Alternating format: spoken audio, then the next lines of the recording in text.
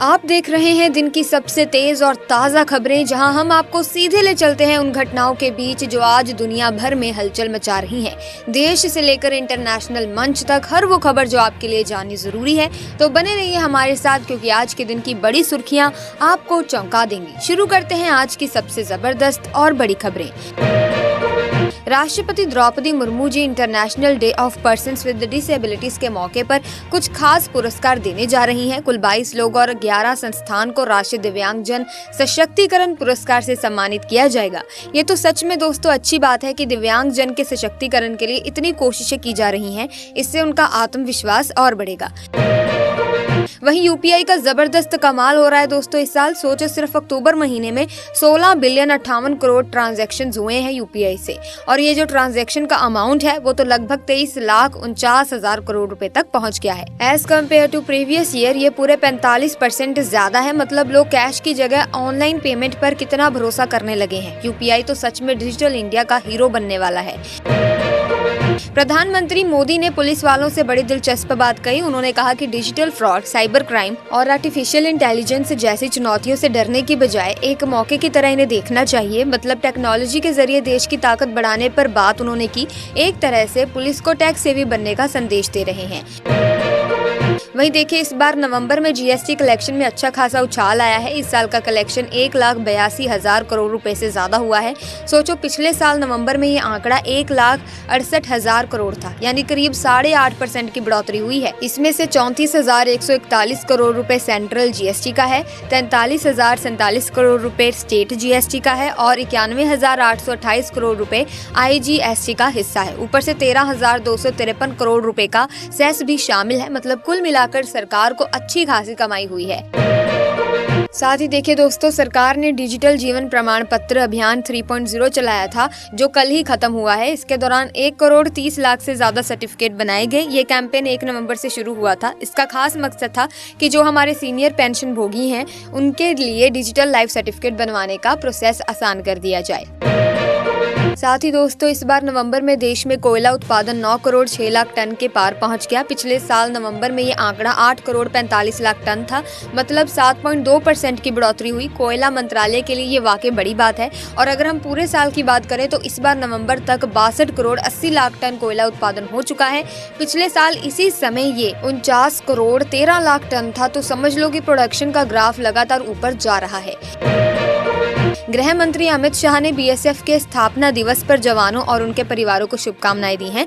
उन्होंने कहा कि बीएसएफ के जवान हमेशा पूरी मजबूती से देश की रक्षा करते हैं और अगर जरूरत पड़ी तो अपनी जान देने से कभी भी पीछे नहीं हटते। मतलब देश के सम्मान और सुरक्षा के लिए उनका समर्पण गजब का है। वहीं केंद्रीय स्वास्थ्य मंत्री जेपी नड्डा ने एक अच्छी बात कही। उन्होंने कहा कि हमें एचआईवी एड्स से पीड़ित लोगों के साथ सहानुभूति और सम्मान के साथ पेश आना चाहिए। उनका कहना था कि ऐसे लोगों के मानवाधिकारों की भी रक्षा होनी चाहिए। ये बात उन्होंने इंदौर में एक कार्यक्रम के दौरान विश्व एड्स दिवस पर कही। सही में दोस्तों, ये एक जरूरी संदेश है, मैसेज है लोगों के लिए, क्योंकि समाज में ऐसे लोगों को अक्सर गलत नजरिए से देखा जाता है। साथ ही देखिए दोस्तों, दिल्ली में हवा फिर से खराब हो गई है। एयर क्वालिटी इंडेक्स 291 तक पहुंच गया है, मतलब खराब कैटेगरी में। साथ ही कुछ जगह तो हालत इतने खराब हो गए हैं, जैसे कि शादीपुर में AQI 344, आनंद विहार में 322 और विवेक विहार में 317 तक पहुंच गया है। सिरी फोर्ट, वजीरपुर, सोनिया विहार, रोहिणी, पंजाबी बाग, हर जगह 300 के पार है। ये तो सच में दोस्तों अब चिंता की बात फिर से हो गई है। साथ ही देखिए दोस्तों, मुंबई से मैनचेस्टर जाने वाली गल्फ एयर की फ्लाइट में गड़बड़ी हो गई है। इंजन में खराबी की वजह से कुवैत एयरपोर्ट पर इमरजेंसी लैंडिंग करनी पड़ी। साथ ही उसमें से जो 60 भारतीय पैसेंजर्स थे वो कुवैत में 13 घंटे से फंसे हुए हैं। खाने पीने और बाकी जरूरतों के लिए उन्हें काफी दिक्कतें हो रही हैं। मतलब ये तो बड़ी परेशानी वाली बात हो गई। वहीं सीरिया और रूस ने अलेप्पो पर विद्रोहियों के कब्जे के बाद इदलिब पर हवाई हमले तेज कर दिए, जिसमें 15 लोग मारे गए। विद्रोही हामा पर कब्जा करने का दावा कर रहे हैं, जबकि सीरियाई सेना इन इलाकों को फिर से हासिल करने की तैयारी में है।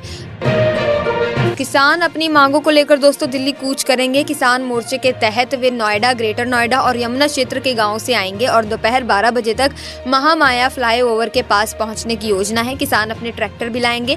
हालांकि पुलिस उन्हें रोकने की कोशिश करेगी और इसके लिए प्रशासन ने तैयारी भी की है। कई जगहों पर ट्रैफिक एडवाइजरी भी जारी की गई है। चक्रवात फेंगल का असर दोस्तों अब पुडुचेरी और तमिलनाडु के साथ साथ कुछ दूसरे राज्यों में भी दिखाई दे रहा है। आईएमडी ने केरल के 4 जिलों में रेड अलर्ट जारी किया है। मौसम विभाग ने कई जगहों पर भारी बारिश की चेतावनी भी दी है। मणिपुर सरकार ने दोस्तों 9 जिलों में मोबाइल इंटरनेट पर लगी रोक को बढ़ा दिया है। पहले ये रोक 1 दिसंबर तक थी, लेकिन हालिया हिंसा को देखते हुए गृह विभाग ने इसे 2 और दिन बढ़ाने का फैसला लिया है। प्रधानमंत्री नरेंद्र मोदी ने एक बार फिर डिजिटल धोखाधड़ी और साइबर अपराध को लेकर अपनी चिंता जताई। उन्होंने कहा कि इन अपराधों का असर समाज और परिवारों पर गंभीर हो सकता है। वे ओडिशा के भुवनेश्वर में पुलिस अधिकारियों के सम्मेलन को संबोधित कर रहे थे, जहां उन्होंने डिजिटल धोखाधड़ी, साइबर क्राइम, डीप फेक जैसी समस्याओं के बारे में बात की। साथ ही दोस्तों इस साल अक्टूबर में यूपीआई से 16 बिलियन 58 करोड़ वित्तीय लेन देन हुआ है। सिर्फ 1 महीने में यूपीआई के जरिए 23,49,000 करोड़ रुपए का भुगतान किया गया है। ये पिछले साल अक्टूबर के मुकाबले 45% ज्यादा है। वहीं दिल्ली को ड्रग्स मुक्त बनाने के लिए एक बड़ा अभियान शुरू किया गया है। उपराज्यपाल वीके सक्सेना के आदेश पर यह अभियान 1 महीने के लिए पायलट प्रोजेक्ट के तौर पर शुरू किया गया है। इसमें दिल्ली पुलिस की सभी यूनिट्स और 15 जिलों की पुलिस के साथ साथ आबकारी विभाग, परिवहन विभाग, समाज कल्याण विभाग, अदालत और अन्य सरकारी गैर सरकारी विभागों को भी शामिल किया गया है। नोएडा और ग्रेटर नोएडा की तरह अब बुंदेलखंड और पूर्वांचल में भी इंडस्ट्रियल डेवलपमेंट की दिशा में बदलाव आ रहा है। बुंदेलखंड सोलर एनर्जी का बड़ा हब बन रहा है और यहाँ डिफेंस कॉरिडोर भी इंडस्ट्रियल डेवलपमेंट में मदद कर रहा है। अब सरकार का प्लान है कि कानपुर और झांसी के बीच 36,000 एकड़ में झांसी के 33 गाँव को मिलाकर नोएडा से भी बड़ा इंडस्ट्रियल कॉरिडोर बने, जिसके लिए काम शुरू हो चुका है। वहीं बांग्लादेश अब अडानी पावर के साथ बिजली आपूर्ति को लेकर फिर से बातचीत करना चाहता है। वहीं शेख हसीना सरकार द्वारा किए गए 25 साल के बिजली आपूर्ति समझौते की अब हाईकोर्ट के आदेश पर जांच की जा रही है।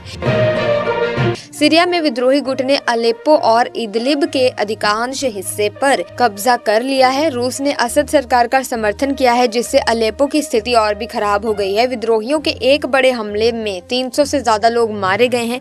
रिपोर्ट्स के मुताबिक विद्रोही गुट में हयात तहरीर अल शम और उसके सहयोगी संगठन शामिल है, जिन्हें अल कायदा का समर्थन मिल रहा है। वहीं सुप्रीम कोर्ट एक जनहित याचिका पर सुनवाई करेगा, जिसमें निर्वाचन आयोग के उस फैसले को चुनौती दी गई है, जिसमें उन्होंने प्रत्येक मतदान केंद्र पर मतदाताओं की अधिकतम संख्या 1200 से बढ़ाकर 1500 करने का फैसला लिया था। अब तक दोस्तों पीडब्ल्यूडी ने 27 सड़कों का नवीनीकरण कर लिया है और बाकी सड़कों का काम 10 दिसंबर तक पूरा करने का लक्ष्य रखा गया है। इसके अलावा 17 सड़कों के सौंदर्यीकरण का काम भी 5 दिसंबर तक पूरा होने की पूरी उम्मीद है। गौरतलब है कि पीडब्ल्यूडी के पास कुल 79 परियोजनाएं होंगी। वहीं देखिए दोस्तों, उत्तराखंड के शहरी इलाकों से हर दिन 1700 मीट्रिक टन से ज्यादा कचरा निकलता है, जिसे अब न सिर्फ सही तरीके से निपटाया जाएगा बल्कि इससे बिजली भी बनेगी। इसके लिए टीएचडीसी के सहयोग से देहरादून और हरिद्वार में कूड़े से बिजली बनाने के संयंत्र लगाए जाएंगे। इस पर टीएचडीसी लगभग 400 करोड़ रुपए का निवेश करेगा। भारत और ऑस्ट्रेलिया के बीच 6 दिसंबर से एडिलेड में डे नाइट टेस्ट मैच होगा, जो पिंक बॉल से खेला जाएगा। ये मैच भारतीय समय अनुसार सुबह 9:30 बजे शुरू होगा। पिछले 9 साल में 22 डे नाइट टेस्ट हुए, जिनमें से 73% 4 दिन या कम समय में खत्म हो गए। साथ ही विक्रांत मैसी ने हाल ही में ये फैसला लिया है कि वो 2025 के बाद अभिनय से संन्यास ले लेंगे, यानी कि एक्टिंग की दुनिया से संन्यास ले लेंगे, और ये उनके फैंस के लिए एक बड़ा शौक था। उनका ये कदम उनके व्यक्तिगत और पारिवारिक जीवन को ज्यादा महत्व देने का संकेत है। वहीं उपराष्ट्रपति जगदीप धनखड़ रविवार को आईआईटी कानपुर पहुंचे और वहां छात्रों से कहा कि हमें देश के विकास के लिए स्मार्ट और समाधान उन्मुख नवाचारों पर काम करना चाहिए। उन्होंने खास तौर पर पराली जलाने की समस्या का हल ढूंढने और किसानों के कल्याण को प्राथमिकता देने की मुख्य रूप से अपील की है। वहीं प्रधानमंत्री Narendra Modi PM internship scheme की शुरुआत करेंगे, जो युवाओं को उनके स्किल्स को डेवलप करने और करियर में ग्रोथ पाने का मौका देगी। इस योजना के लिए रजिस्ट्रेशन 12 अक्टूबर से शुरू हो चुके थे और आज चुने गए युवाओं को इंटर्नशिप लेटर दिए जाएंगे। पीएम मोदी इस मौके पर युवाओं को संबोधित भी कर सकते हैं। यूपी कांग्रेस के अध्यक्ष अजय राय की अगुवाई में कांग्रेस का एक प्रतिनिधिमंडल संभल हिंसा में प्रभावित परिवारों से मिलने जा रहा था, लेकिन अब वो नहीं जा पाएगा। लखनऊ पुलिस ने नोटिस जारी करके उन्हें हिंसा प्रभावित संभल का दौरा न करने को कहा है। नोटिस में ये भी बताया गया कि जिले में धारा 173 BNSS लागू है। वहीं भारतीय मौसम विभाग की बात करें तो आईएमडी ने केरल के 4 जिलों के लिए रेड अलर्ट जारी किया है, क्योंकि अनुमान जताया जा रहा है कि वहां पर भारी बारिश हो सकती है। मलप्पुरम, कोझिकोड, वायनाड और कन्नूर में आज बहुत बारिश हो सकती है। पहले कोट्टायम और पथानामथिट्टा को ऑरेंज अलर्ट पर रखा गया था, लेकिन अब इसे रेड अलर्ट में बदल दिया गया है।